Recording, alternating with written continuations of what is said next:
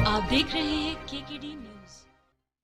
नमस्कार, KKD news में आपका स्वागत है। मैं हूं आपके साथ नम्रता शर्मा। ये नजर डालते हैं खबरों पर। भाजपा का संकल्प मोदी जी की गारंटी 2024 का विमोचन किया गया। मुख्यमंत्री डॉक्टर मोहन यादव एवं भारतीय जनता पार्टी मध्य प्रदेश के अध्यक्ष व खजुराहो सांसद विष्णुदत्त शर्मा ने भाजपा प्रदेश मीडिया सेंटर में भाजपा का संकल्प मोदी जी की गारंटी 2024 का विमोचन कर पत्रकार वार्ता को संबोधित किया। इस अवसर पर चुनाव प्रबंधन समिति के प्रदेश संयोजक हेमंत खंडेलवाल एवं प्रदेश मीडिया प्रभारी आशीष उषा अग्रवाल उपस्थित रहे। भाजपा प्रदेश अध्यक्ष वीडी शर्मा ने कहा, अगले 5 साल की मोदी की गारंटी का संकल्प पत्र है। 10 साल के संकल्प गारंटी के साथ पूरे किए। लोगों के सुझावों के आधार पर संकल्प पत्र तैयार हुआ। मध्य प्रदेश में 1100 स्थान पर सुझाव लगाई गई थी।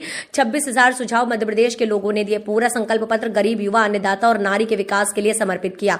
बीजेपी के सेवा, सुशासन और गरीब कल्याण के लिए समर्पित संकल्प पत्र 70 साल के ऊपर बुजुर्गों को आयुष्मान में 5 लाख तक का कार्य मध्य प्रदेश के चिकित्सा प्रकोष्ठ ने सुझाव दिया था। 3 करोड़ गरीबों को आवास, सीएए कानून को लागू किया जाएगा। 1 नेशन 1 इलेक्शन लागू करने के संकल्प को पूरा करेंगे। इसीलिए हमने अभी तक तो गरीबी रेखा वालों को इसमें आयुष्मान का कार्ड मिलता है। अब गरीबी रेखा भी है, मध्यम भी है और मध्यम से ऊपर वाले भी, जो एक तरह से हम मान के चलते हैं भले वो किसी भी श्रेणी के हो, उनको भी इस दायरे में लाने का संकल्प लिया। ये एक तरह से अविश्वसनीय जैसा है कि हम कौन सा सेक्टर छोड़ रहे हैं। सभी के लिए अगर ये संकल्प ले रहा है तो ये वाकई सबसे बड़ा हमारा एक निर्णय मुझे लगता है कि ये किया गया है। इसी के साथ साथ आप अगर लाइन से देखेंगे तो एजुकेशन, युवा, एक एक करके जितने प्रकार की बात कही है, खास करके जो 4 जातियां बताई मोदी जी ने, वो चारों जातियों को इसमें संकल्प पत्र के माध्यम से सबके जीवन में बदलाव लाने के लिए संकल्प लिए। उद्योग की कैटेगरी भी 4 नंबर तक की कैटेगरी गई। अभी तक तो हम स्मॉल स्केल से लेकर के केवल 3 श्रेणी में जाते थे, लेकिन रोजगार परक उद्योग, जिनके उद्योगों के माध्यम से केवल सेल्फ हेल्प ग्रुप नहीं, ऐसे बड़ी इंडस्ट्रियां जिस इंडस्ट्रियों के माध्यम से भविष्य में रोजगार के लिए ही खड़ी की गई। आमतौर पर मशीनीकरण के युग में मशीनों के आधार पर प्रोडक्शन निकालना और प्रोडक्शन के आधार पर कमा के ले जाना। हम कल्पना करें कि ये वो दौर था जब दौर में गणेश जी भी चाइना बनाने लग गया था। हमारे अपने घरों के अंदर मूर्ति पूजा के लिए भी हमारे लिए अपने यहाँ ये जो नया बदलाव आया संकल्प पत्रों के बलबूते पर, दुनिया का सबसे बड़ा खिलौने बनाने वाला देश अगर कोई हो गया, नंबर 1 पे भारत आ गया है, तो ऐसे में हमारी संभावना भी खुलती है। इसी प्रकार से चिप के मामले में सेमीकंडक्टर निर्माण को लेकर के भी जो कल्पना, तो अत्याधुनिक तकनीक का भी इस्तेमाल करते, और जिस ढंग से हमारी खास करके जबलपुर की सैन्य शक्ति के साथ वहाँ इंडस्ट्रियां हैं जो आर्मी के हथियार बनाती, तो भविष्य को लेकर के हर सेक्टर में संकल्प पत्र के माध्यम से देश के स्वाभिमान का भी ध्यान रख रहे हैं, रोजगार का भी ध्यान रख रहे हैं और भविष्य की आवश्यकताओं की पूर्ति का भी पूरा ध्यान रख रहा है। एक तरफ हमने कहा कि हम अमेरिका, इंग्लैंड और इनकी ग्रोथ को देख करके चल रहे हैं, लेकिन ये जो अर्थव्यवस्था का तीसरा पक्ष लेके चल रहे हैं, इस आधार पर अपने मध्य प्रदेश का भी हमने 4.5% से बढ़ा करके 9% का जो टारगेट लिया है। मुझे लगता है संकल्प पत्र में बहुत सारी गुंजाइश हमारे लिए भी निकलेगी, जो एजुकेशन से लगा करके जैसे सैटेलाइट टाउन की बात इसमें जोड़ी गई है।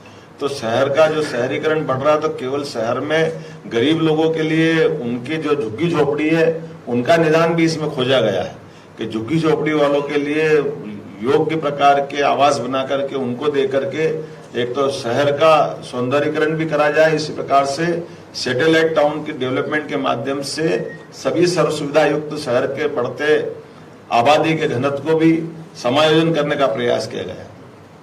और मुझे इस बात की प्रसन्नता, हमारी सरकार ने भी निर्णय किया था, जैसे आमतौर पर कोई शहर बढ़ता है तो हमारे एक पर्टिकुलर किसी एक दिशा में बढ़ जाता है, तो सर्वांगीण प्रकार से जोड़ते हुए और 25 साल तक का आगे का प्लान बना करके शहर का विकास किया जाए।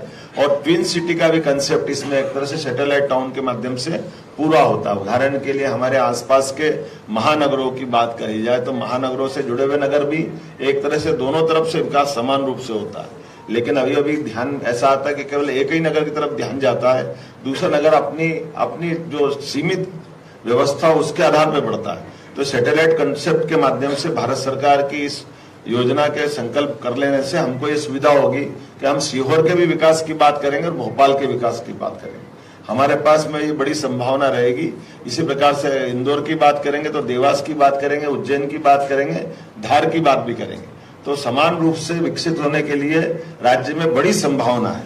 वैसे तो काफी ज्यादा है, इसमें अब मैं ज्यादा आपको ये पत्र मिलेगा, इससे इसमें आप देख ही लेंगे, लेकिन बड़े पैमाने पर रोजगार आधारित, खासकर ग्रामीण रोजगार आधारित जो संभावना भी इसमें लेके जोड़ी, इसकी भी मैं थोड़ी बात करना चाहूंगा। खेती, पशुपालन, मछली पालन, ये जो हमारे लिए खास करके इसमें बड़ी संभावना है।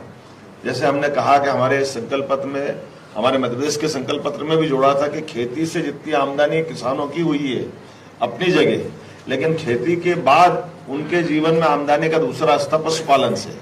तो पशुपालन को, दूध डेयरी को, और वो भी सहकारिता के आधार पर बढ़ाना, और सहकारिता के अलावा कोई निजी निवेश से भी आता तो आए, लेकिन जैसे हम कृषि के जिन्स खरीद करके गेहूं, धान, अन्य प्रकार के बोनस देकर उनको प्रोत्साहन देते हैं, ऐसे दूध उत्पादन का भी प्रोत्साहन देने वाला पार्ट इसमें आया है। तो दूध, रोजगार और घर की आय बढ़ाना किसानों की एक बड़ी संभावना है। फिर हमारे बड़े बड़े तालाब बने हैं, बड़े तालाबों में जल रचनाएं बड़ी हुई, तो ऐसे में मछली पालन की बड़ी अच्छी संभावना है। तो मछली पालन पे भी हमने काम करने के लिए इसी में से रास्ता ढूंढा है। मुझे लगता है कि लगभग किसान सम्मान निधि की जो 10 करोड़ लोगों को देने वाली बात है, हमारी राज्य सरकार ने भी किसान सम्मान निधि समान रूप से देकर के किसान का भी और सेना के जवान का भी, दोनों का ध्यान इसमें रखा गया है। हमारे जनजाति गौरव की बात इसमें कही है कि हमारी विरासतों पे हम काम करेंगे।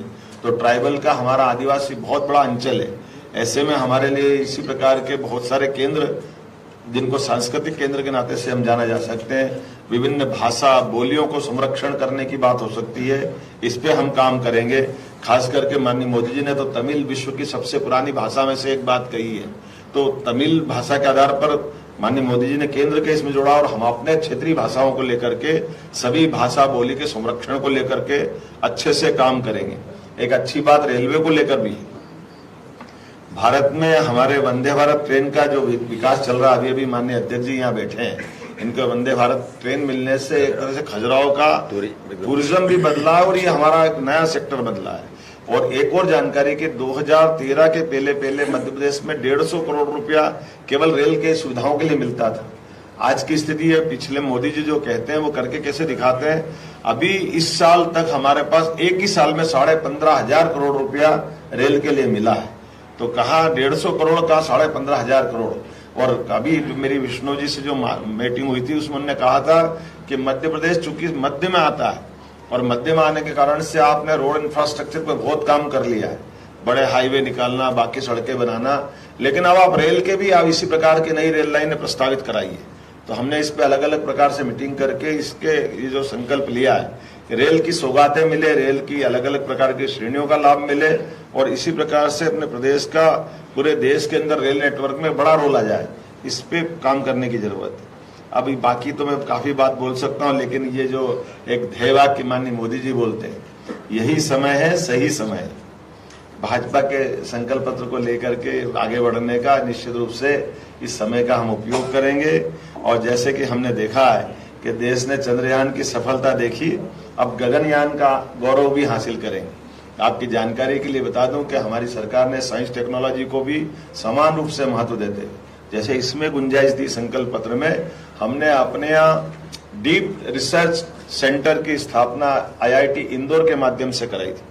ये उसी प्रकार के कि अगर इंडस्ट्रियां हैं उनको सेल्फ अपने प्रोडक्ट की कोई रिसर्च रिपोर्ट लेना है, उस पर काम करना है, तो आगे जाकर के कैसे कैसे साइंस सिटी बनाना, साइंस सिटी को भी इसमें गुंजाइश दी। आधुनिक विज्ञान के कई केंद्र डेवलप करने की बात कही। कौन सा सेक्टर छोड़ा है? सभी सेक्टरों को इसमें लिया है। तो प्राचीन ज्ञान का भी महत्व है, आधुनिक विज्ञान का भी महत्व है, रोजगार का भी महत्व है, और विकास का संकल्प भी पूरा है।